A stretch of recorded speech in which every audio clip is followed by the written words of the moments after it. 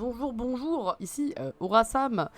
On est le 24-02 actuellement, il est minuit 10 et je viens de me prendre un blocage des familles de la vidéo sur Mirapolis à cause de Lina. Putain, je te déteste. Bref, j'en profite pour re-upload et mettre au point certaines choses dans la vidéo. Donc j'ai remplacé tous les passages de Lina, à quelques exceptions près, pardon, des exceptions que je pouvais pas enlever sinon ça niquait le timing de la vidéo, c'était bien chiant. En espérant, par pitié, que genre ça passe. Normalement ça devrait passer. J'aimerais mettre au point aussi une erreur que j'ai fait. C'est pas Jean Chalopin qui est à l'origine du parc de Mirapolis, mais une meuf qui s'appelle Anne Fourcade. Donc merci à David de me l'avoir dit en commentaire. Donc ça c'est le premier point. Le deuxième point, j'ai vu pas mal de personnes s'offusquer par rapport au Puy du Fou, parce que je fais une intro sur le Fou. Je n'étais pas au courant que le Puy du Fou avait aussi mauvaise presse. Moi, des derniers souvenirs qu'on m'en a parlé, c'était quelque chose de assez chouette. Ça n'a pas pour but d'être politique, cette vidéo, hein, vraiment mettez ça de côté. C'était vraiment pour introduire les parcs d'attractions à la française et ensuite bifurquer sur Mirapolis. C'était un petit peu maladroit de ma part parce que je n'étais pas au courant. Pitié, s'il vous plaît, n'inondez pas l'espace commentaires sur le fait que le Puy du Fou est dirigé par des personnes d'extrême droite, etc. Ça n'a pas de rapport avec la vidéo, donc par pitié. Cette vidéo, mine de rien, même s'il y a quelques coquilles, en termes de montage, j'en suis plutôt fière. Elle m'a demandé beaucoup de temps. Je viens de passer près de 2 heures à essayer de tout retimer et à enlever tous les passages qui posaient problème et qui faisaient que ma vidéo se faisait bloquer en boucle, en espérant que la vidéo ne se refasse pas bloquer, parce que sinon je vais vraiment exploser. En tout cas, la vidéo m'a vraiment fait kiffer à faire. Je suis vraiment désolée pour ceux qui l'ont déjà vue. Bah du coup, par pitié, regardez-la. Ah aussi, j'en profite pour parler un petit peu de la substance de la vidéo. Je sais que elle paraît un petit peu critique, surtout vers le début, vers le milieu, parce que je voulais traiter de Mirapolis à travers mes yeux à moi, Gen Z, et les yeux de la Gen Z, du coup, vis-à-vis de cette capsule temporelle avec ces designs qui sont pas du tout des designs qu'on retrouve aujourd'hui et qui semblent assez effrayants pour nos standards d'aujourd'hui, mais qui à l'époque sont des designs qui étaient totalement normaux. Donc j'en ai bien conscience, j'aurais dû être un petit peu plus fine sur ce coup-là, pareil, mais je suis bien consciente que Mirapolis, c'est un très bon souvenir pour les personnes qui ont eu la chance d'y aller, d'où la fin de la vidéo qui est beaucoup plus optimiste, où j'essaye vraiment de faire comprendre que ça reste quand même une capsule temporelle et un événement qui a été source de joie pour des milliers d'enfants, et j'en suis très consciente, et vous avez énormément de chance d'avoir connu Mirapolis, vraiment premier degré, big up à ceux qui l'ont connu. Je vous fais des énormes bisous et restez bien jusqu'à la fin aussi, parce que la conclusion en vaut le coup à mon avis, et est une conclusion beaucoup plus positive que ce que la vidéo peut sembler transmettre, en tout cas voilà. C'était ce que je voulais dire. En tout cas, bon visionnage et merci à ceux qui vont la re-regarder.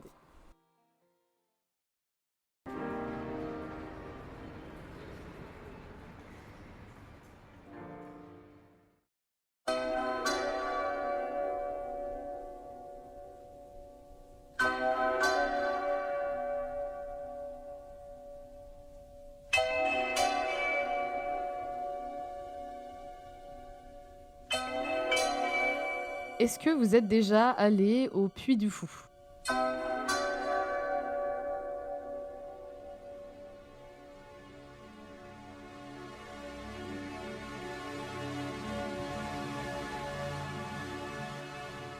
Ben moi, j'y suis jamais allée et honnêtement, je suis un peu dégoûtée parce que, de ce que j'ai vu, ça a l'air franchement pas mal. Contrairement à ce qu'on peut s'imaginer d'un parc d'attractions classique avec ses montagnes russes toujours plus grandioses, la force maîtresse du Puy du Fou, ce sont ces spectacles qui retracent l'histoire de France à travers les siècles.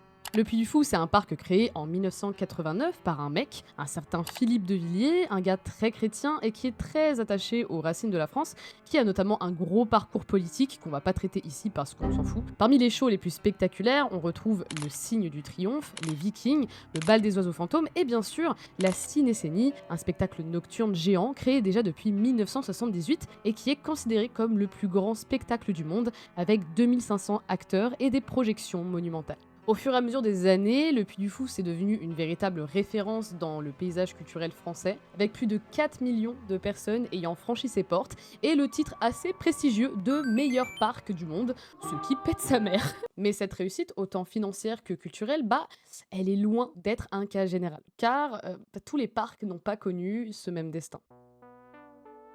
Parce que si aujourd'hui le Puy du Fou est une référence mondiale, d'autres parcs ont tenté de marquer l'histoire et se sont littéralement effondrés. Et parmi eux, il y a Mirapolis, un parc qui voulait révolutionner le divertissement en France et qui a fini en ville fantôme en moins de 5 ans. Et c'est de ça dont on va parler, et même si de prime abord l'histoire a l'air d'être juste une histoire lambda de faillite à la française, il y a beaucoup plus à l'histoire que l'histoire elle-même. Construction beaucoup trop coûteuse, sabotage, magouille fiscale, retour sur l'un des plus gros flops du divertissement français.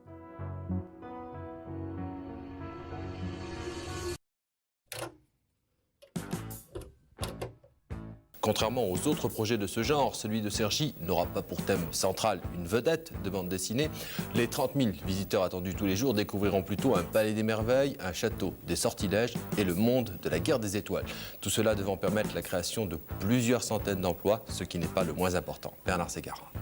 On est dans les années 80, une époque où la France n'a encore aucun grand parc d'attractions à la hauteur des mastodontes américains, comme le parc Walt Disney, bien en place depuis 1971 en Floride. Ce succès, il va inspirer un homme, un certain Jean Chalopin, producteur de dessins animés derrière des séries cultes comme Inspecteur Gadget et Les Mystérieuses Cités d'Or. Bon, ok, petit extrait.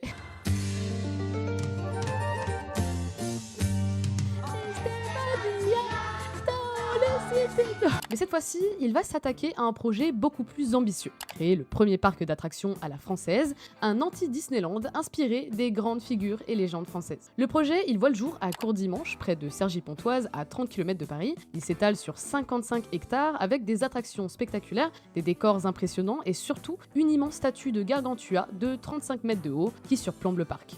Cette structure en elle-même, pour vous donner un ordre d'idée, c'est 1000 tonnes de structure, 1600 mètres carrés d'emprise au sol, avec les pieds du géant qui servaient de boutique, et un restaurant de 450 places à l'intérieur. Et bien sûr, le plus important, une attraction musicale, avec un spectacle laser reconstituant la digestion du géant, une expérience à mi-chemin entre l'attraction scientifique et le trip psychédélique, quoi.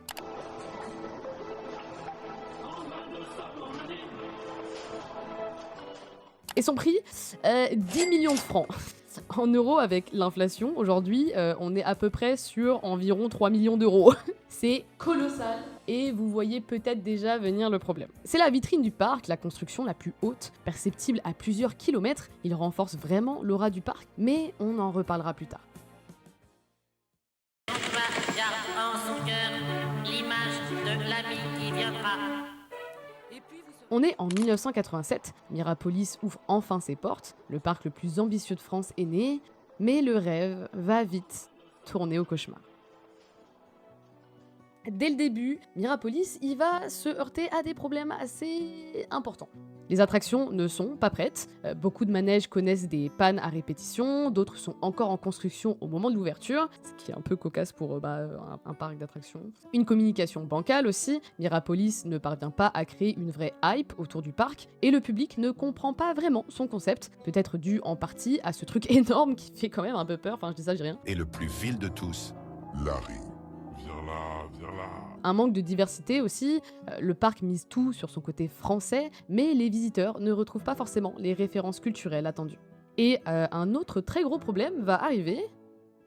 Après les incidents provoqués hier à Mirapolis par un groupe de forains, 2 personnes sont toujours hospitalisées, victimes d'un traumatisme crânien. Il s'agit d'un gendarme et du commissaire central de police de Pontoise. Une procédure judiciaire est en cours. Un parc flambant neuf, des millions investis, des attractions grandioses et soudain, une armée de forains en colère qui débarque avec des barres de fer pour tout saccager. Non, c'est pas le scénario d'un film, mais c'est bien ce qui s'est passé à Mirapolis en 1987. Mais pour comprendre ce qui s'est passé, il va falloir qu'on remonte en arrière, dans les années 80. En fait, à ce moment-là, les forains sont littéralement en crise. Les foires traditionnelles ont de plus en plus de mal à attirer du monde, l'État leur impose une TVA de 18,6% sur leurs manèges et attractions, ce qui est assez colossal. Et pire encore, l'arrivée de ce gros parc d'attractions qui vient directement concurrencer leur business avec des gros financements et des infrastructures modernes. Et ça les fait turbo flipper. Et le coup de grâce, c'est l'État qui accorde un énorme cadeau fiscal à Euro Disneyland en abaissant la TVA des parcs de loisirs à 7%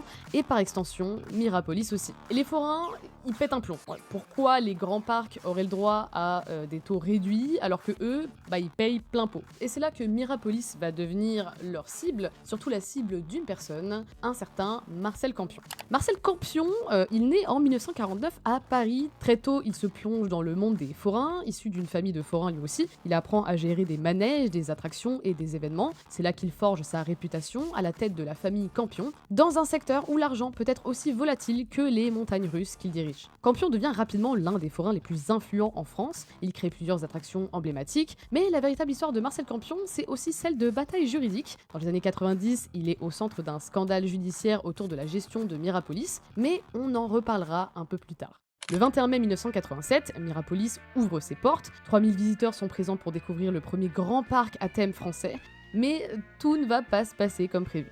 Entre 150 et 200 forains en colère font éruption dans le parc. Armés de barres de fer, ils cassent, arrachent, saccagent et détruisent tout sur leur passage. Ils jettent du sable et de la lessive dans les mécanismes des attractions pour les gripper. Ils détériorent les câbles électriques, sabotent les groupes électrogènes et saccagent les canalisations d'eau. Des affrontements éclatent entre les forains, la sécurité du parc et même la police, venue en renfort. Plusieurs agents seront blessés. Et bilan des dégâts, 650 000 francs de réparation, hein, c'est l'équivalent de plus de 130 000 € aujourd'hui, 1 million de francs de pertes commerciales à cause des annulations massives, et des centaines de visiteurs traumatisés. On a connu mieux en termes d'inauguration. Le lendemain, c'est 500 désistements qui seront enregistrés sur les réservations scolaires. Aïe. Les forains, ils vont pas s'arrêter là. Ils vont multiplier les coups bas pour faire couler le parc. 23 mai 1987, ils distribuent de faux billets gratuits en Seine-Saint-Denis et dans le Val d'Oise. Résultat, 1500 personnes se pointent avec de faux billets et exigent d'entrer. J'ai un carton d'invitation pour 4 personnes. Non, alors c'est des fausses invitations qui ont été distribuées. On estime que plusieurs centaines d'invitations factices ont été imprimées puis distribuées dans les boîtes aux lettres et les supermarchés à Paris et en banlieue. Le 24 mai, ils vont encore plus loin, ils répandent des clous à la sortie de l'autoroute pour piéger les visiteurs et de nombreux véhicules se retrouvent donc avec les pneus crevés en arrivant au parc. Mais si les rondes se poursuivent dans le parc, les responsables refusent de renforcer la sécurité. Ce qui compte, c'est de préserver l'image de Mirapolis, un lieu de détente. Malgré tout ça, les gestionnaires de Mirapolis tentent de rester positifs, ils annoncent être satisfaits de la fréquentation de ces 5 derniers jours, mais 2 semaines plus tard, le discours va changer, c'est catastrophique.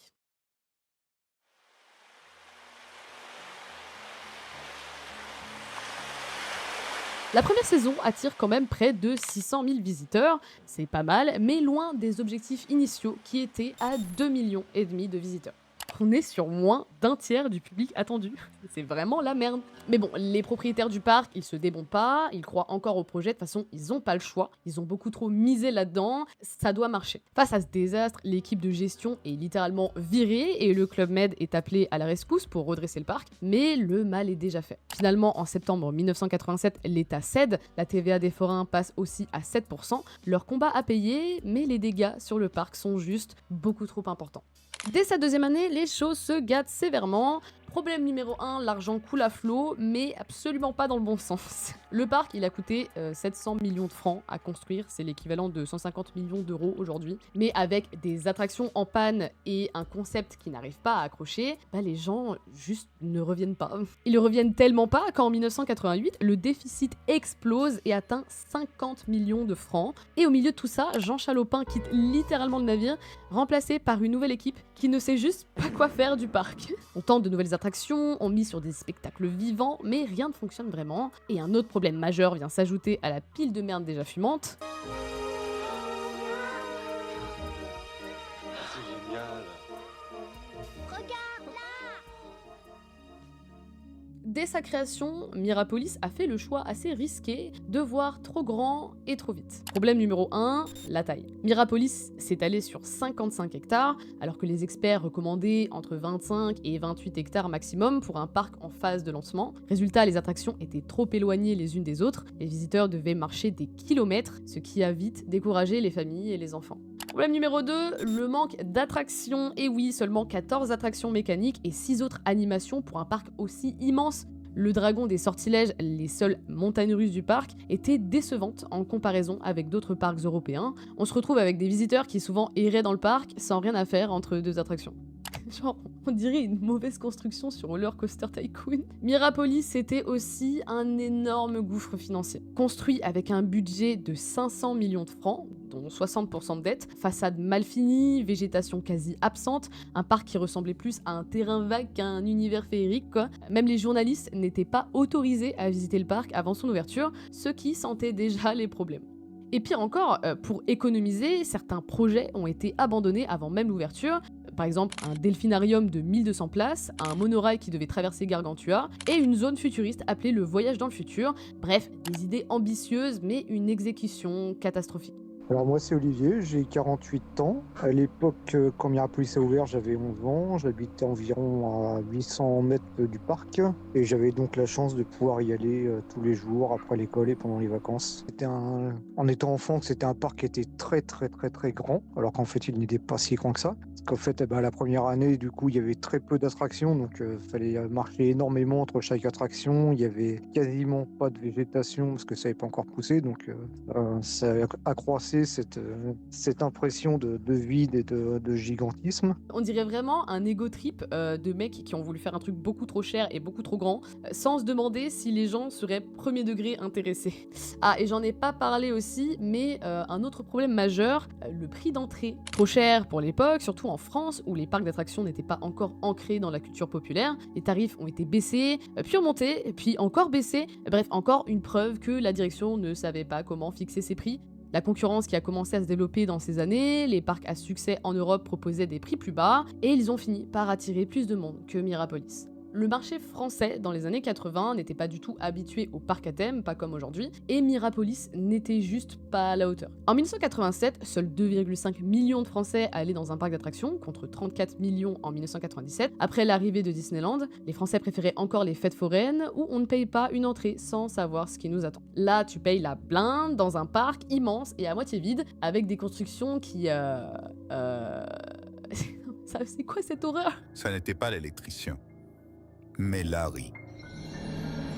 Je sais que j'ai vu pas mal de gens sur internet, surtout sur Reddit, que ce soit des Français qui ont connu le parc ou non, ou même des anglophones qui ont découvert le parc via le fait que juste les constructions étaient beaucoup trop bizarres. Et effectivement oui, les constructions sont assez malaisantes et personnellement j'aurais eu des cauchemars si j'avais vécu ça en étant petite. Ah, et que Gargantua ressemble énormément à Lord Farquaad aussi.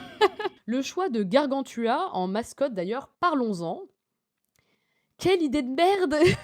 Un géant connu pour manger et boire avec excès, pas idéal pour un public qui commençait à s'intéresser à la santé et au bien-être. Puis encore une fois, le design.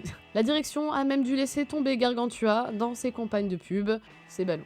Mais il y a un mec dont je vous ai pas encore parlé, j'ai fait exprès, je l'ai gardé pour maintenant, un gars qui a participé à la création du parc et qui est entouré de tellement de controverses, c'est aberrant. Gaïs Pharaon, né en 1940 en Arabie Saoudite, il grandit dans une famille influente, son père étant un proche du roi Abdulaziz. Très vite, il se tourne vers les affaires et se fait une place dans les milieux financiers internationaux. Sa spécialité, acheter des entreprises en difficulté, les redresser ou les exploiter en max. Investir dans des secteurs très lucratifs comme le pétrole, la finance et l'immobilier. C'est un investisseur quoi, et pour investir, il a investi mon cochon. En Europe notamment, où il rachète des hôtels et des entreprises, et aux États-Unis, où il joue un rôle dans plusieurs banques et institutions financières, mais c'est là que les problèmes commencent. Dans les années 80, Pharaon est un acteur clé du Bank of Credit and Commerce International, qu'on va dire BCCI pour que ça soit plus simple, une banque qui se veut mondiale et puissante. Sauf que cette banque devient rapidement le centre d'un gigantesque scandale financier. Alors BCCI, c'était quoi ? C'est une banque qui concrètement est utilisée pour du blanchiment d'argent, du trafic d'armes et des financements illégaux.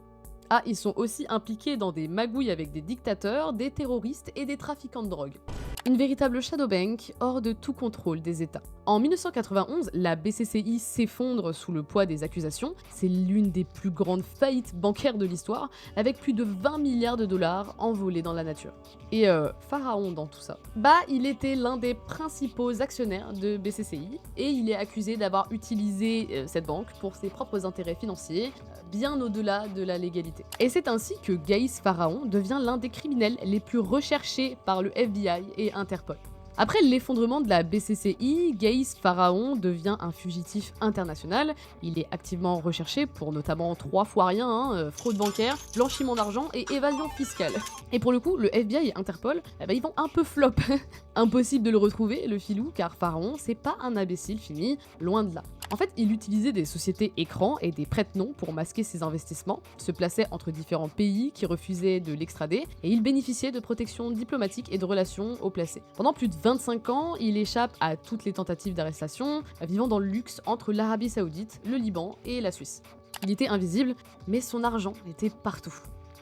Et du coup, son lien avec Mirapolis. La ville de Cergy-Pontoise aura dans 2 ans son parc d'attractions, une affaire qui a été menée dans le plus grand secret par un groupe franco-libanais dirigé par un homme d'affaires saoudien. Eh bien, en 1987, au moment de la création de Mirapolis, Pharaon fait partie des premiers investisseurs sur le projet. C'est un projet ambitieux qui promettait d'être le premier parc d'attractions français, un moyen de diversifier ses actifs en dehors de la finance et du pétrole, mais c'est aussi peut-être une opportunité de blanchir une partie de ses fonds, je sais pas, on sait pas trop. Sauf que quand il a vu le gouffre abyssal que Mirapolis devenait, il a vite pris ses jambes à son cou en s'éloignant discrètement, laissant derrière lui un projet en ruine. Je sais pas vous, mais je trouve ça assez farfelu qu'un mec comme ça ait pu être un investisseur dans un projet d'attraction pour enfants. Vraiment dans une saucisse. Gaïs Pharaon va vivre entre plusieurs pays, l'Arabie Saoudite où il bénéficie d'une protection implicite, le Liban où il possède plusieurs propriétés, et la Suisse où il place une partie de ses actifs. Et c'est en 2017 que la nouvelle tombe. Après des années et des années de traque, Gaïs Pharaon est mort à Beyrouth, au Liban. La presse saoudienne confirme son décès à l'âge de 77 ans. Mais aucun détail précis n'est donné sur les circonstances de sa mort. Ce qu'on sait, c'est que son corps a été transféré en Arabie Saoudite peu après son décès. Il est enterré à Jeddah, sa ville natale, dans un cimetière réservé aux élites saoudiennes. Mais comment dire qu'il y a beaucoup de zones d'ombre qui entourent le personnage. Concrètement, on sait rien de sa mort. Il n'y a eu aucune autopsie qui a été rendue publique, pas de confirmation publique de la cause de sa mort, et même s'il y a des rumeurs comme quoi il aurait eu des problèmes de santé, il y a concrètement rien qui a été prouvé. Et le plus sus dans l'histoire, Pharaon meurt pile poil au moment où des vieilles enquêtes sur lui refont surface. L'Arabie Saoudite était en pleine campagne anticorruption lancée par le prince héritier Mohammed Ben Salman, et certains pensent que Pharaon aurait pu être rattrapé par la justice saoudienne ou qu'on aurait pu aider à le faire disparaître. Beaucoup de zones d'ombre entourent Gaïs Pharaon. Où est passé son argent? Qui a hérité de ses sociétés et de ses investissements? Certains de ses proches ont repris discrètement ses affaires, mais beaucoup d'investissements restent introuvables. Le principal défaut de conception était ce que j'appelle personnellement le piège de misagora, qui dans les cas extrêmes pourrait se transformer en agoraphobie. Le préfixe mise vient du grec et signifie désir de ne pas, mais le misagora est une sensation, expérience négative très répandue. La grande majorité des visiteurs en seraient affectés. Des espaces ouverts inutiles avec des vues inutiles et profondes, trop grands pour se sentir accueillants pour les visiteurs. Comme mentionné, la plupart des visiteurs se sentiraient mal à l'aise avec ça et ça entraîne un mauvais bouche à oreille. C'est une psychologie bien connue, le piège du misagora peut être directement dérivé du premier plan de conception, il ne peut être résolu par des efforts opérationnels quelconques, cela signifie donc la fin, intégrée dès le début. On est en 1989 et paradoxalement, les forains rejoignent l'équipe de gestion pour essayer de redresser la barre. Après plusieurs années de gestion chaotique, ils injectent des millions dans l'installation de nouvelles attractions. Les tarifs un peu élevés attirent néanmoins près de 640 000 visiteurs cette année-là. Mais ça ne suffit toujours pas. Et la situation se dégrade rapidement. Les forains ne parviennent juste pas à compenser les pertes accumulées, qui s'élèvent à près de 300 millions de francs. En décembre 1989, Mirapolis est déclaré en cessation de paiement. Les forains manifestent et dénoncent une opération immobilière sournoise visant à racheter le terrain, et les attaques judiciaires se multiplient. En 1990, un bourbier judiciaire entoure la reprise du parc. Marcel Campion accuse à ce moment-là Dominique Strauss-Kahn d'avoir demandé un pot de vin pour faciliter la reprise du parc. Une accusation qui se termine en diffamation contre Campion, mais qui met le feu aux poudres dans un climat déjà tendu. Et un an plus tard, après une saison encore une fois décevante et après seulement 4 ans d'existence, Mirapolis ferme définitivement ses portes, faute de rentabilité.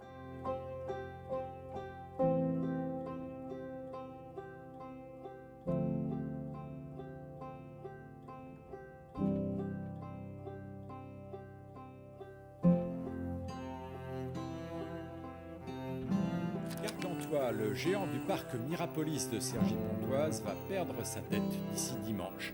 C'est le symbole de l'échec complet de ce parc ouvert en 1987 et fermé en 1991. Un projet grandiose qui n'a pas supporté la concurrence du parc Astérix et de Disneyland.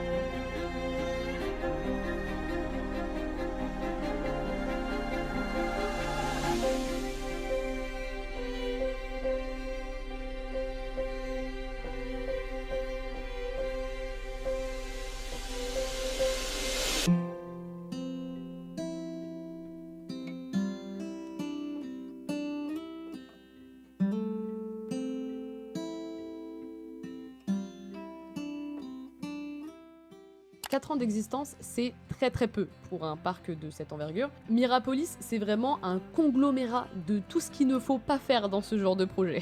Mais du coup, après la fermeture, qu'est devenu le parc ? Il est littéralement laissé à l'abandon, les infrastructures se désagrégeant de plus en plus, la nature reprenant ses droits, certaines des attractions seront démontées et envoyées à d'autres parcs d'attractions pour une nouvelle vie, tandis qu'une partie du parc restera là, figée dans le temps. Gargantua a eu les yeux plus gros que le ventre, le géant du parc Mirapolis de Cergy-Pontoise n'est pas parvenu à drainer suffisamment de clients. La société a déposé le bilan, le Gargantua situé à l'entrée du parc d'attractions.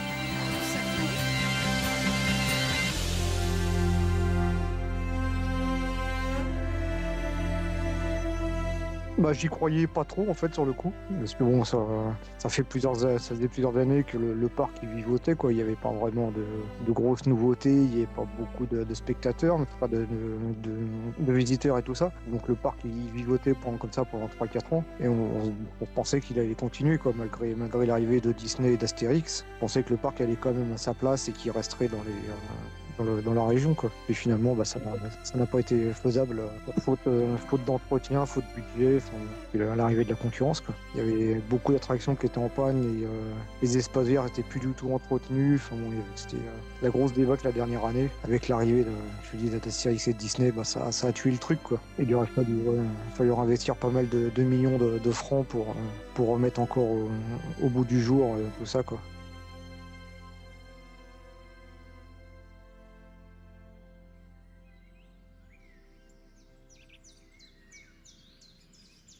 Après sa fermeture, le site de Mirapolis devient un lieu de refuge pour les gens du voyage qui s'y installent massivement.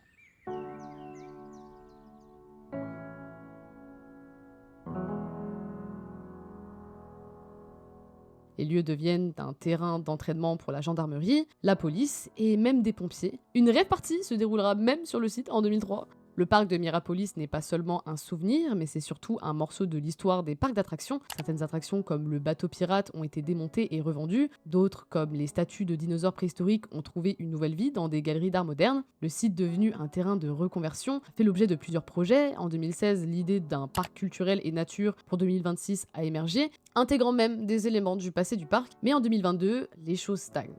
Il n'y a toujours pas de projet concret, mais le souvenir de Mirapolis reste intact chez les nostalgiques. Et il est aujourd'hui majoritairement un lieu d'urbex. C'est de la tristesse, parce que c'était le dernier vestige, on va dire, qui restait du parc, quoi. Donc, c'est une région qui est classée, quoi. C'est un site classé, donc ils ne pouvaient pas le laisser. Et j'essaie d'y aller une fois par an, quoi, à peu près, pour voir un peu l'évolution. Puis bon, là, pareil, au mois de juin, les travaux vont commencer pour faire le nouveau projet. Donc après, ça sera fini, quoi. Il n'y aura plus possibilité de voir quoi que ce soit. Il va rester plus que le mur Vauban et quelques allées. Sinon, tout le reste, ça va être détruit, donc...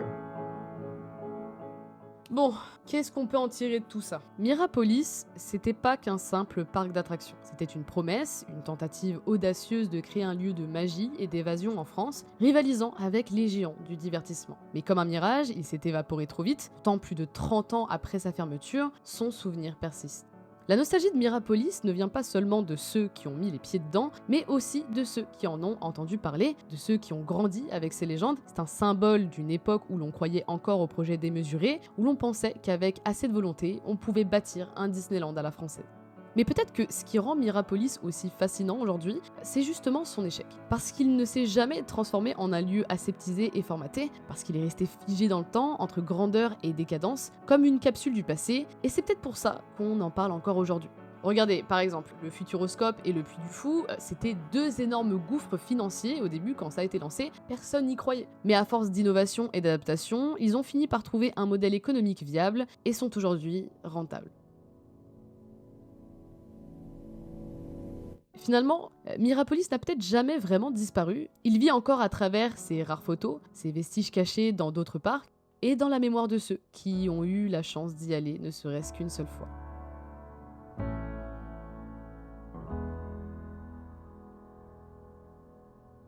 Moi, je m'étais pris d'amitié avec un forain et c'est très souvent moi qui m'occupais du manège qu'il avait. Donc c'était un manège avec des avions et souvent il va me laisser les commandes du manège. Hein.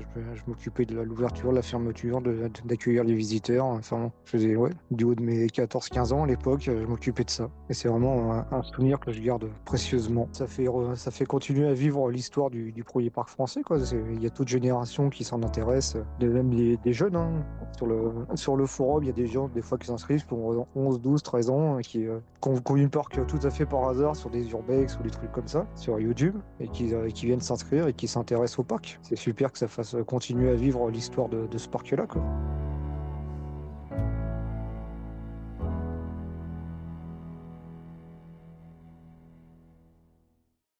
Bon, j'espère que cette vidéo vous aura plu. J'ai pas eu l'habitude de traiter ce genre de sujet avant et honnêtement ça m'a bien fait kiffer. N'hésitez pas à me dire en commentaire si ce genre de sujet vous intéresse d'ailleurs parce que franchement moi ça me fait trop kiffer de dig dans des histoires comme ça, de gros fiascos et même dans plein de sujets différents en soi, vous me connaissez. Merci beaucoup aux personnes qui ont aussi accepté de répondre à mes questions. Tous les liens sont en description de leur chaîne YouTube, etc. N'hésitez pas à les checker. Pour les 5 derniers qui sont encore là à la fin de la vidéo, n'hésitez pas à vous abonner, à liker, à partager, à commenter, blablabla. Vous connaissez la chanson. En attendant la prochaine vidéo, on se retrouve bien évidemment sur Twitch pour mes fameux lives de 12 heures. Et sur ce, je vous fais des gros bisous. Ciao.